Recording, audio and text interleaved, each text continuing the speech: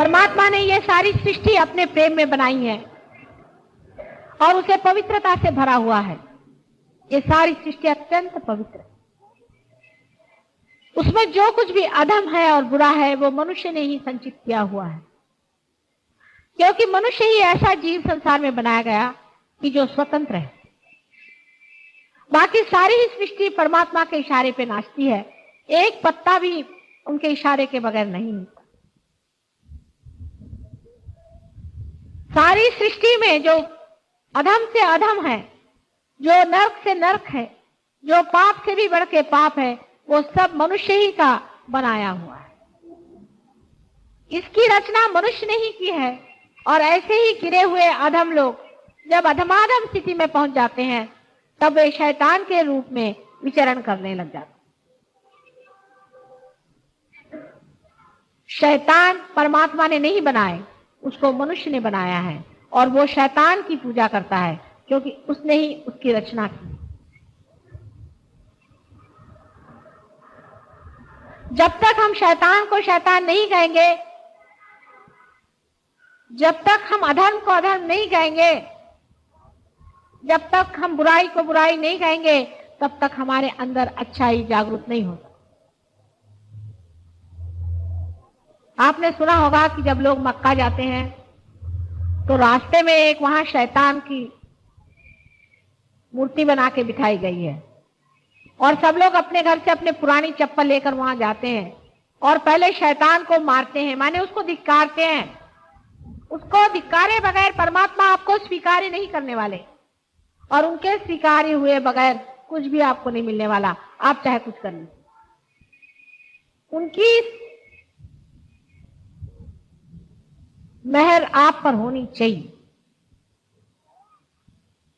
उनकी दया आप पर होनी चाहिए, उनका प्रेम आपकी ओर उमड़ना चाहिए। वो अत्यंत दयालु, करुणामय, सर्वशक्तिमान प्रभु परमेश्वर है। लेकिन अगर आप अधमाधम कार्य में बैठे हुए हैं और आप उस शैतान की पूजा कर रहे हैं जिसने संसार में एक अजीब तरह का चक्र चला दिया, जिसने अधर्म का एक चक्र चलाया हुआ है और जो उसके बहुत सारे अनुचर संसार में पैदा होकर के अधर्म को फैला रहे हैं, जब तक उस शैतान को तुम पूरी तरह से धिक्कार नहीं करोगे तब तक परमात्मा भी आपको स्वीकार्य नहीं कर। इस मामले में अगर आधा अधूरापन है आपके अंदर में तो आप अपने ही साथ छल कपट कर रहे हैं। उसको पूरी तरह से आपको धिक्कारना होगा, उसको पूरी तरह से आपको छोड़ना होगा, नहीं तो आप में जो कुछ भी मिथ्या है वही आपके अंदर बैठा रहेगा और जो सत्य आपके अंदर है वो प्रकट नहीं हो। जब तक आपके अंदर सत्य प्रकट नहीं होगा, संसार में भी सत्य कैसे फैल सकता है? जैसे कि समझ लीजिए सूर्य पर अगर बादल छा जाए तो अंधेरा आ जाता है और अगर बादल हट जाए तो सूर्य फिर से चमकने लग जाता है। इसी प्रकार मनुष्य ने ही अत्यंत अधम कार्य करके जो शैतान तैयार किया हुआ है, उस शैतान के बादल आज भी संसार के ऊपर इतनी बुरी तरह से मंडरा रहे हैं कि हो सकता है कि अगर सहज योग पूरी तरह से न पनप पाया तो वो दिन दूर नहीं जबकि हम लोगों का सबका ही सर्वनाश हो जाए और अंधकार के गर्त में हम डूब जाएंगे। उस अंधकार में भी सहज योग में जिन जीवों ने परम कार्य किए हुए हैं वो सितारों जैसे चमकेंगे, तारों जैसे उनकी महिमा हो। ये बहुत बड़ा आपका स्थान है। आज इसे आप नहीं समझ पा रहे हैं, लेकिन इतिहास में इस बात की चर्चा होगी। इतने सहयोगियों ने सत्य पर अपने पैर जमा लिए। आधा अधूरापन छोड़ दीजिए, छोटी छोटी बातों की ओर उलझने की जरूरत नहीं है। आप बहुत बड़ी चीज पर जमे हो।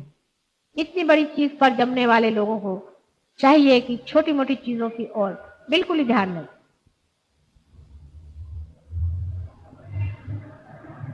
आपके अंदर की शक्ति भी आपके स्वयं तैयारी पर ही प्रवाहित होती है। अगर आपकी तैयारी कम हो तो वो शक्ति भी थोड़ा हल्का ही अपना जोर दिखाएगी, लेकिन अगर आपकी तैयारी पूरी तरह से है और शैतान को पूरी तरह से नाही और धिक्कार करने की आपके अंदर शक्ति है,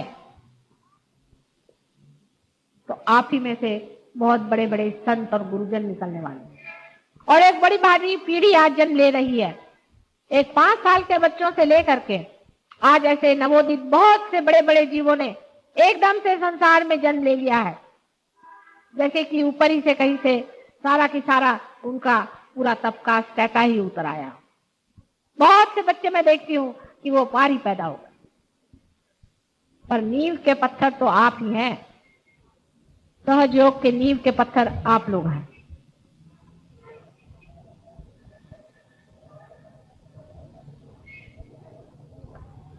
आपको मैंने पहले भी अनेक बार बताया है कि जो लोग आज धर्म के झूठे झगड़े खड़े किए हुए हैं और जो आपस में नफरत से एक दूसरों को देख रहे हैं और उसमें धर्म का नाम इस्तेमाल कर रहे हैं, ये शैतान के बच्चे हैं, ये परमात्मा के भेजे हुए लोग नहीं।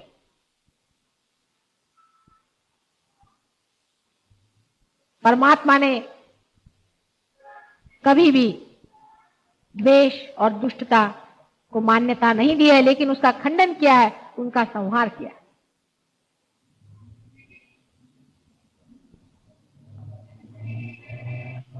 जो लोग अपने को बहुत छोटे दायरे में बांधे हुए हैं कि हम फलाने हैं और ढिकाने हैं, वो लोग उस अनंत के गोद में नहीं जा सकते जिसकी कोई सीमा नहीं है, जो असीम में बैठे। अपनी सीमाएं आपको तोड़नी पड़ेंगी जो आपने मूर्खता से बांधी। कोई भी धर्म आपको सीमा में नहीं बांधना चाहता है, लेकिन जो मनुष्य ने मूर्खों जैसे धर्म बनाए हैं उसका तो कोई इलाज ही नहीं कर सकते। वास्तविक 2 ही धर्म संसार में है, एक है धर्म और दूसरा है अधर्म। तीसरा कोई धर्म है ही नहीं। एक है धर्म जिसे धारणा अंदर होती है और दूसरा है अधर्म। जितने बड़े बड़े गुरुजन हो गए हैं सब धर्म के लिए लड़े और उस वक्त में जो अधर्म में थे उनसे लड़ते रहे।